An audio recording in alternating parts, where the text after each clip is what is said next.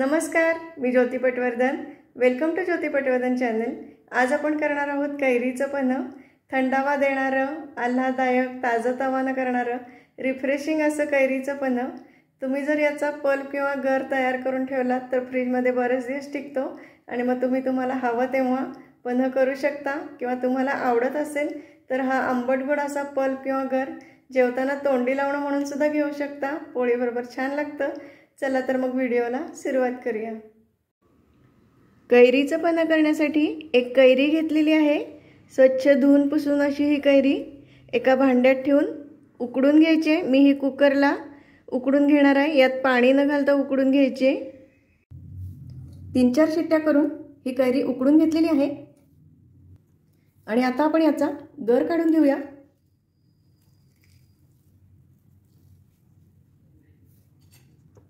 अशा पद्धतीने गर काढून घेतोय आपण।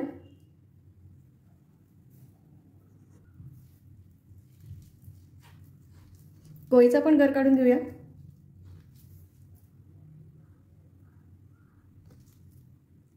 कैरी उकडून गार करून आपण त्याचा सगळा गर काढून घेतलेला आहे। आता हा गर मोजला तर 1.5 वाटी होतोय। हा गर एका मिक्सरच्या भांड्यात घेऊया। 1.5 वाटी गर झालेला आहे तर त्यासाठी मी 1.5 पट गूळ वापरतेय।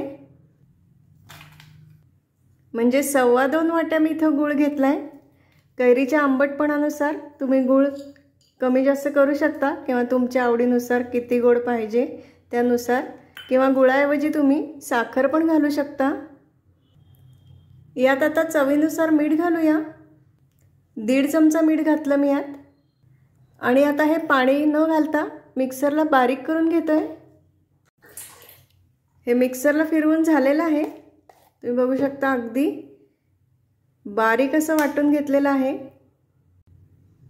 आता यात वेलदोड्याची पूड आणि केशर घालतो आपण, पण त्याऐवजी मी इथं केशर वेलचीचं सिरप घेतलेलं आहे। हे 100 ml सिरप साधारण 70 रुपयाला आहे।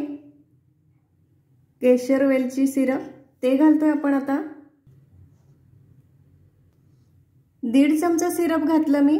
तुम्हाला जर पावडर घालायची असेल वेलदोड्याची तर 1.5 चमचा वेलदोड्याची पूड, आणखीन एक 4 ते 5 चिमूट केशराचे तुम्ही यात घालू शकता। पण मी त्याच्याऐवजी हे सिरप घातलेला आहे 1.5 चमचा। हे आता व्यवस्थित मिक्स करून घेतोय। सिरप तुम्ही तुमच्या आवडीनुसार कमी जास्त करू शकता। आता हा आपला पन्ह्याचा बेस तयार झालेला आहे। आता इथं मी सब्जाचं बी घेतलेलं आहे। सब्जा बी 2 चमचे सब्जाचं बी घेतलं। त्यात पाणी घालूया।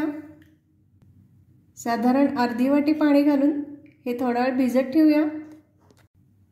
साधारण एक 15-20 मिनिट हे सब्जाचं बी भिजवून घेतलं।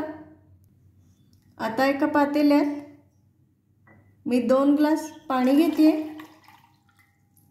आता यात आपण हा जो पल्प करून ठेवलेला तो घालतोय। तुमच्या आवडीनुसार तुम्ही यात हा पल्प घालू शकता।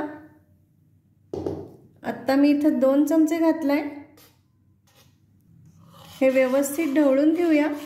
तुम्हाला हवं तर तुम्ही हे मिक्सरमध्ये सुद्धा फिरवून घेऊ शकता। लागला तर आपण अजून थोडा पल्प घालणार आहोत। मी याच्यात अजून 1.5 चमचा हा पल्प वाढवला। तुम्ही तुमच्या आवडीनुसार यात पल्प घालू शकता, तुम्हाला किती चमचे हवाय त्यानुसार। आता या स्टेजला तुम्हाला याच्यात अजून थोडी मीठ साखर ॲड करायची असली तर करू शकता। मी यात अगदी चिमूटभर मीठ घालते।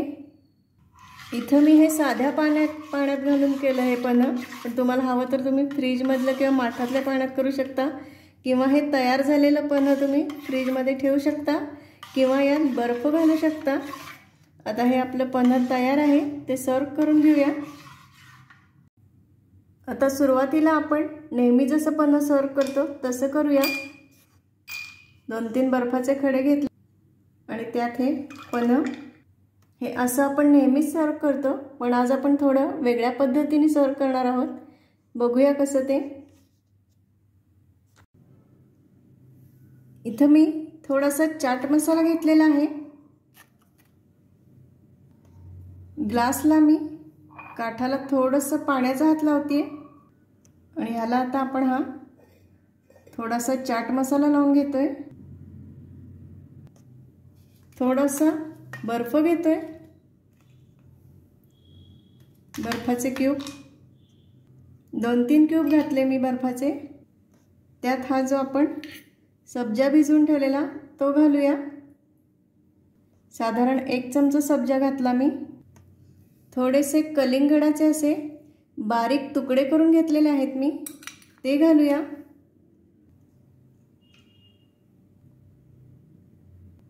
आणि यात आता आपण हे जे पन्ह करून ठेवलेलं ते घालतोय।